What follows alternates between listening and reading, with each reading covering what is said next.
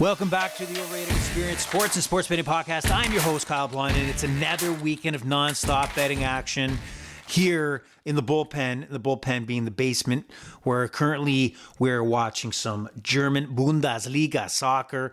We are watching some English Premier Soccer, and we got college football on the horizon. You got baseball playoff action, but you're here and I'm here to talk about the NFL Week 5 betting action heading into Sunday and Monday. We got you covered to cover the whole card, looking at the point spreads, looking at the over-unders. We got a few player props for you to consider, and we're going to look back on the Thursday nighter that was, and also touch base on some NFL news and some other takes that I may have at the top of my head, and that's just the way it's going to be. So welcome to the Overrated Experience Sports and Sports Betting Podcast. This is your sports betting podcast. I usually kick it off by saying this is the Square podcast. And now thinking about it more and more about, should I call this podcast a Square podcast? Well, the definition of a square bettor is it's a slang term used to describe a casual, inexperienced bettor, basically the opposite of a sharp. And if you look at a sharp definition, which is a sharp bettor, experienced professional or highly skilled sports bettor who consistently makes data-driven, value-based bets, not emotional or fan-based. Well, when I reflect on what I do, reflect on who I am over the years and who I am today when it comes to the world of sports betting, I feel like there's a mixture in there. I can't 100% put myself in the square category. I have to think outside the box. Get it? Square bettor, outside the box. Okay, that's a little bit of sports betting humor. I have a lot of traits that are square, right? Emotional, inexperienced. I got experience. Some of it not great. Some of it not the best, but I got experience. And I'm not a casual bettor. I'm a consistent bettor. And from the sharp perspective, I try to use data-driven decisions and fact-based, value-based bets and try to stay away from emotional. But I still have that weakness a lot of you have as well, that emotion drives some of your betting action. So I'm kind of caught in the middle here. I'm more of the square side, I guess. Not completely in the square. If you think outside the box, again, another joke. Am I a squarp? A square / sharp? Or am I a schwer? Where it's, kind of the same thing, but just a different name used. So I'm either a squarp or a schwer. You decide based on listening to the podcast. I encourage you. In fact, I demand you go to our X page, and that is X page. Is that really the term? Follow us on X at Overrated EXPER2. That's Overrated EXPER2. You don't have to remember. You can click in the description of the podcast. Follow us. Let us know you're following, and give a shout out to the podcast. So let me take my sip of coffee because I'm getting a little hoarse here. And here we go. So NFL Week 5. Thursday nighter. If you joined us earlier in the week, we had the Thursday Night Bets podcast. And how did we do? Well, it was a mixed bag, you could say the least. I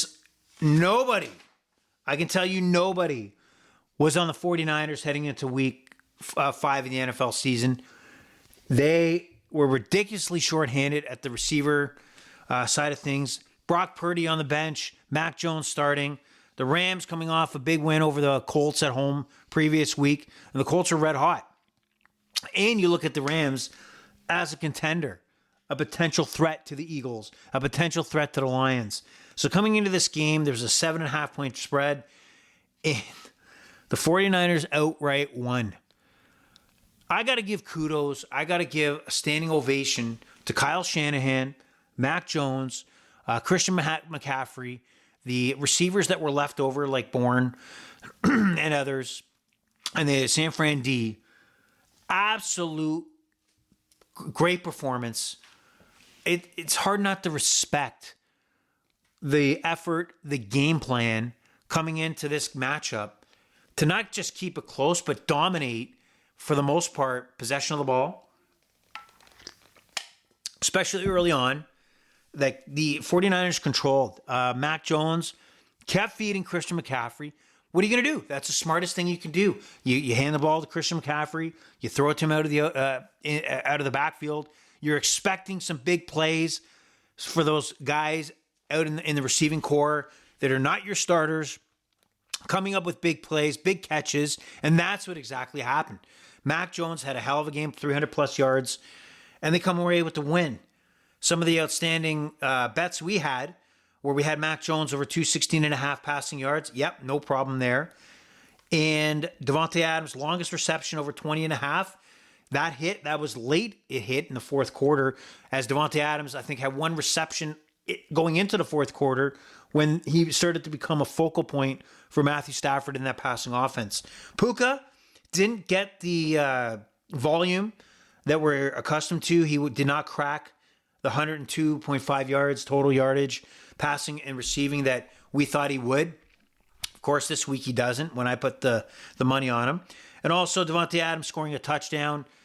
Thought they would find him in the end zone. Couldn't do it. Didn't get the win there. Our same game parlay was inches away from hitting, and that was the Rams -2.5, under 54.5, and Kyron Williams 50-plus rush yards. Now, keep in mind, we had it. Williams had a late burst where he hit 60 yards, and then as he's about to walk in the end zone, bam, fumble, turnover. Absolutely critical point of the game. 49ers go down, get the ball back, and they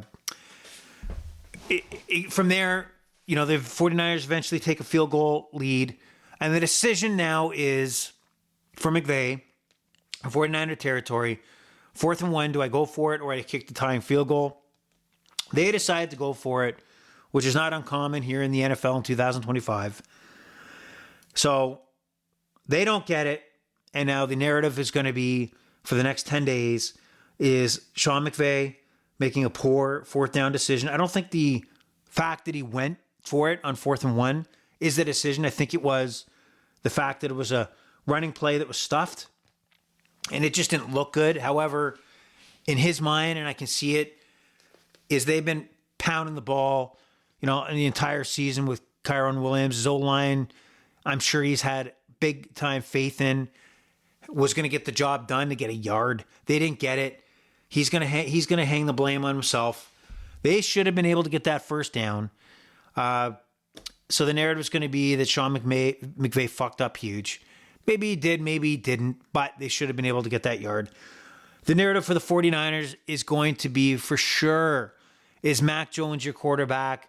When Brock Purdy's ready to come back, what do you do? Well, what do you do?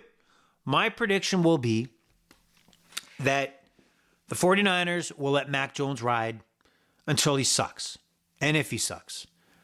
So there will be no rush to pop Brock Purdy into the lineup once healthy. I don't think they'll rush him back. And I think Mac Jones will get a run. I mean, the jury to me is still out. I mean, there's obviously going to be, and I'm going to say the word narrative many, many times about, Mac Jones, if he would have been with the 49ers instead of the Patriots, this is what we would have seen right from the get-go from the start of his career. I don't buy that necessarily. I think he's in his zone now, but it can quickly fade at any point. That's how day-to-day the NFL is, as far as you're the hero or the zero. And the 49ers do have, what I do like about them, what they do have, is they have the decision-making of what they think is going to win them ball games and what's going to get them to the Super Bowl or closer to the Super Bowl. You've seen that when they drafted Trey Lance, gave up a lot of draft picks, moving up to get him. But when it wasn't working out, they made a quick decision to, here's my phone going off during the podcast. Sorry. So quick decision from there to trade Trey Lance and move on from him and give Brock Purdy the job, even though he was the last pick in the draft. So they have the mentality that if they deem that they have to cut, if they have to move on, if they have to make a decision, they're not necessarily looking at the past as far as the contract they signed or the draft capital or trade capital they gave up. They're gonna make the decision based on what he thinks is gonna win. I think they'll stick to Mac Jones for now, but very quickly go to Brock Purdy if needed. So that's how I see it playing out. So that was the Thursday nighter. Very good game. Not bad. Pretty entertaining, surprising, but you got to give kudos to the 49ers and Kyle Shanahan and the game plan and the execution of that game plan by the 11 guys on the offensive side of the field and the 11 guys on the defensive side of the field. Awesome job. So heading into week 5 of the NFL, actually, before I do that, because that's the reason why you're here, I'm going to throw out there, I'm probably going to do a special one-off review of the Dallas Cowboys Netflix series. I'm on to the last episode. And again, if you're in my age group, 25, 26, no, I'm just kidding, in your late 40s, grew up with the Dallas Cowboys, I'm trying to think. I know the Patriots obviously had a big run with Tom Brady, but I don't know if we've had a team with the characters, owner, coaching, controversy, off the field shenanigans, success, a team you wanted to see lose, but just couldn't lose. And when they did, you loved it, and they rebound and win a Super Bowl. And that's the Dallas Cowboys during that era. And then, from that era on, 30 plus years, they can't even reach an NFC championship game. And you watch, this documentary, and you're hearing the stories of the Jimmy Johnson transition to Barry Switzer, Jerry Jones's interaction with his players, the big three, Troy Aikman, Emmitt Smith, and Michael Irvin, and then you sprinkle in Deion Sanders. It's a fascinating look at that era of football in the NFL and the impact that these guys had to the game, especially during that 90s era. It was their era, and then how it came to an end. So all right, we're going to get into Sunday card action here. I apologize if the podcast has a little bit of a breakup. I believe I was like 3 games into covering the Sunday until I noticed that there was no recording taking place. So that's very upsetting, very painful to go back and repeat myself, which I got to do here. So I apologize if there was a little bit of a mix-up and it looks confusing. It's because the recording stopped. So we're going to kick off in the Sunday action. We're going to kick it off in London, England, where the Denver Broncos not the Denver Broncos. Man, see, I'm all discombobulated. The Minnesota Vikings will visit the home Cleveland Browns. When I say home, that really means they're in London and Wembley. So Wembley or Tottenham? I don't know. Whatever. Who cares? They're in London. And the Minnesota Vikings are 3.5-point favorites. The Browns are 3.5-point dogs. And Dylan Gabriel, rookie quarterback, will be leading the charge for the Cleveland Browns. Minnesota Vikings have a lot of injuries, especially on the O-line. This total is 35.5. Very low. So what do we got here? I still believe that Kevin O'Connell, the Minnesota Vikings coach, I have more faith that his game plan will allow the Vikings to beat the Cleveland Browns. Dylan Gabriel, we don't know what we're going to get with him. Left-handed quarterback will get the ball out of his hands quickly, probably more quicker than Joe Flacco. And I do believe this game's going to go over 36 points, despite Cleveland having an absolutely outstanding defense. So give me the Vikings 3.5. And I was talking on end in the previous podcast that didn't record of the controversy with Shedeur Sanders, third-string quarterback for the Cleveland Browns. When asked about Dylan Gabriel, he was, mocking, using mime or whatever the hell he was doing to, kind of like show his displeasure for not being the guy picked to start after Joe Flacco. And I guess my thought on this, because there's a lot of people shitting on him, a lot of people that are, negative toward him. You know what? It's the NFL is a cruel world. If the, Shedeur Sanders gets in that under center at some point this season, is lights out, nobody's going to care. They're going to think it's funny. It's going to think, oh, Shedeur Sanders, blah, blah, blah, blah. Just like his dad. His dad was very outspoken, but he was primetime and he produced. And nobody cared what he said. It's like, holy shit, this guy can back what he's talking about. But Shedeur Sanders, what I'll say to this is, if he produces, nobody cares. He'll have a long, leash to do whatever the hell he wants, like any other superstar in any sport. But it becomes tougher and the window very short if his performance is not outshining the off the field stuff. No team is going to want a quarterback that it draws attention, especially if he's not a starting quarterback. So there's a fine balance here. He's shortening his window of opportunity. That doesn't mean if he doesn't get the opportunity that goes wide open again. The NFL will pick you up, chew you, and spit you out, maybe right away or maybe when they're done with you. So that's just the way it is. So we'll see what happens with Shedeur Sanders and his career with the Cleveland Browns and how it goes from there. Now, we move on to the Houston Texans heading into Baltimore. The Baltimore Ravens are without Lamar Jackson, who has a hamstring injury. That's a key note because the Texans are actually a 1.5 favorite, minus 115, game 40 over 40.5. Cooper Rush going to be quarterbacking. The career quarterback, that's a backup. Spent a lot of time backing up in Dallas and actually getting a lot of reps in a lot of games where Dak couldn't stay healthy. So it's not like he is a nobody and could move this offense. I do believe Houston's going to cover this 1.5, but I also think that there's going to be 40.5 points over. So take the over there. Lamar's out. I like C.J. Stroud to pass for over 210.5 yards, minus 114. That's your first prop of the day. Write it down. Now we go into New Orleans. Two struggling football teams. One who has a win under their belt, the New York Giants, with Jackson Dart, new quarterback, who will be the quarterback for the rest of the year, according to Brian Daboll, the coach of the Giants. Visit New Orleans Saints. Saints are actually a 1.5 favorite. This game is listed at 41.5. What do I like here? I do like the Saints to cover. Jackson Dart had a successful debut, but that success was a lot of yards under the ground, a lot of help from the Giant defensive line who's putting pressure, not allowing too much fluid offensive, fluid. I don't know where I'm going to go with that, but they gave the Chargers problems. So, and Justin Herbert. So I think the magic runs thin here. The Saints get it done. They are producing points. I mean, they hung in there with Buffalo until the fourth quarter. I don't think the Giants are a very good football team, whether they are with Jackson Dart or not. But New Orleans gets it done.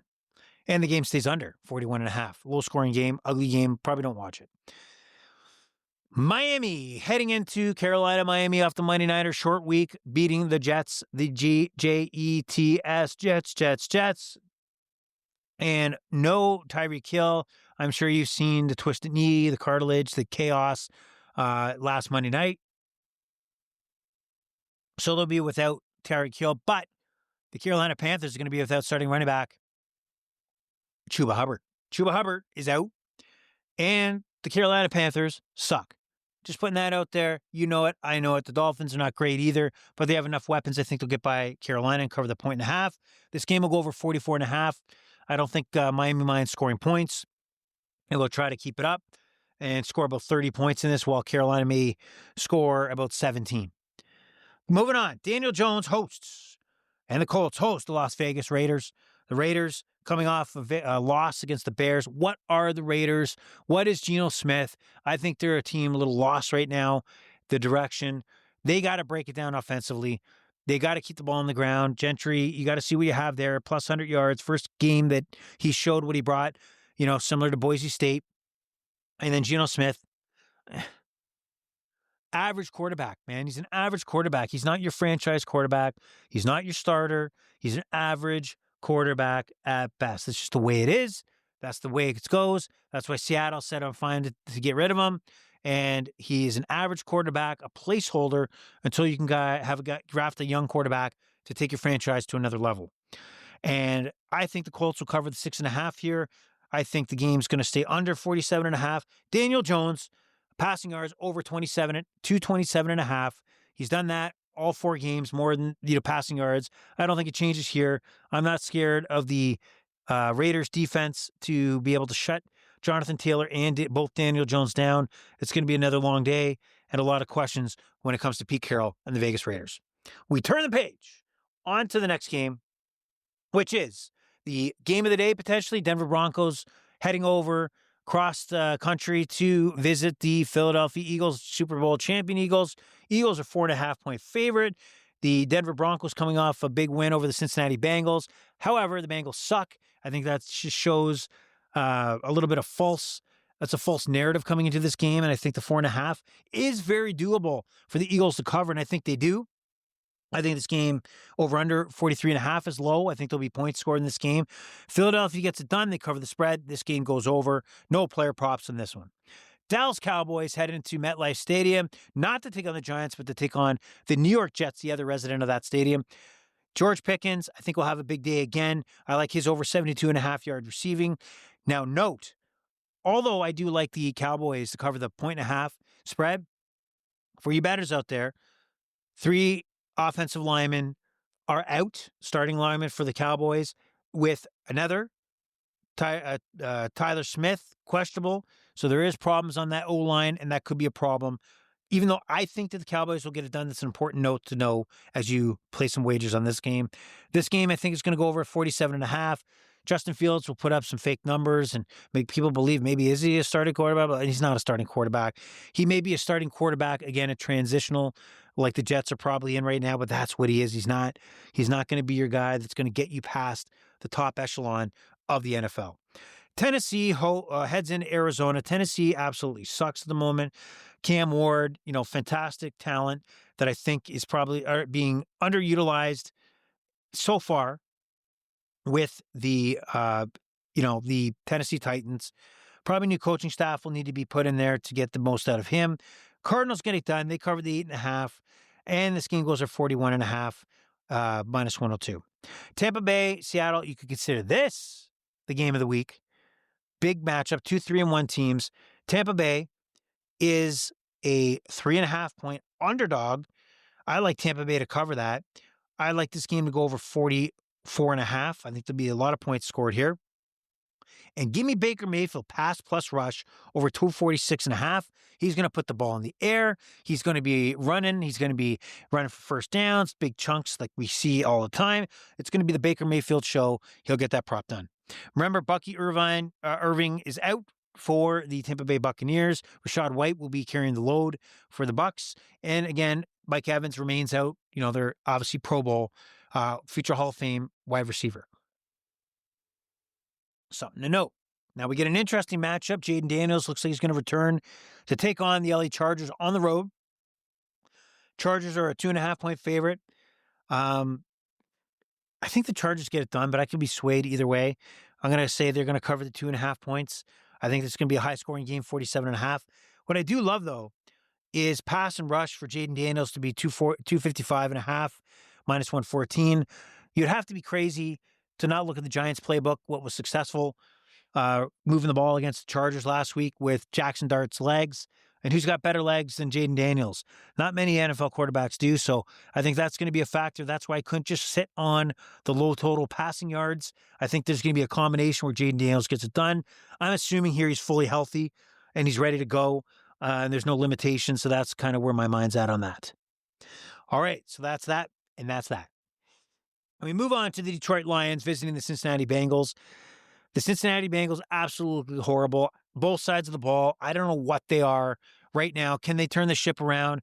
They are 2-2, but they looked horrible at 2-2. So their season's not over, but man, if they have any sort of resemblance to what they have the last few weeks, they're dead. They're dead in the water. Detroit Lions look to be peaking at this time. They're 10.5 point favorites in this matchup. Hard to not look at the Lions as covering this and kind of running away with it. I'm going to take the Lions covering the 10.5. This game's going to go over 48.5. The Lions do not take the foot off the gas. They will put up points. There is no quit. There is no stop with Dan Campbell and this Lions offense, this juggernaut. And the Bengals will put up some points, but I just don't think it's going to be at the level where they'll cover that 10.5 point spread. I do like Jared Goff, passing yards over 239.5. That is another player prop. Take it. He's going to be hitting his weapons and they're going to produce big time. Big time. And then the Sunday nighter, we have the New England Patriots, maybe the second best team in the NFC East, which doesn't say much because the Buffalo Bills are still a mile ahead of every other team in that division, including the Patriots. They are an 8.5 point favorite. And this over-under is 49.5. Give me the Bills on a Sunday under the lights. Primetime football. This game to be high scoring, 49.5. Nothing much else to talk about on that one. We all Monday nighter, big matchup. Kansas City, who look fantastic against the Baltimore Ravens. Looks like they're back. Their offense is rolling. Jacksonville, sneaky win against the 49ers. Are they real? Not real. They are 3 point dogs. I'm going to take the Jags to cover. I think you can have a sneaky a matchup here that the Jacksonville Jaguars get the job done. They cover this spread some way, somehow. This game goes over 46.5, and we got a pretty entertaining Monday nighter. Lock it in. That's what I'm saying. All right. Overrated Experience is done with week 5. Hope you guys get paid off. Go to the window, cash in your checks, and that it's a very profitable weekend. The Overrated Experience is over and out. Bye-bye.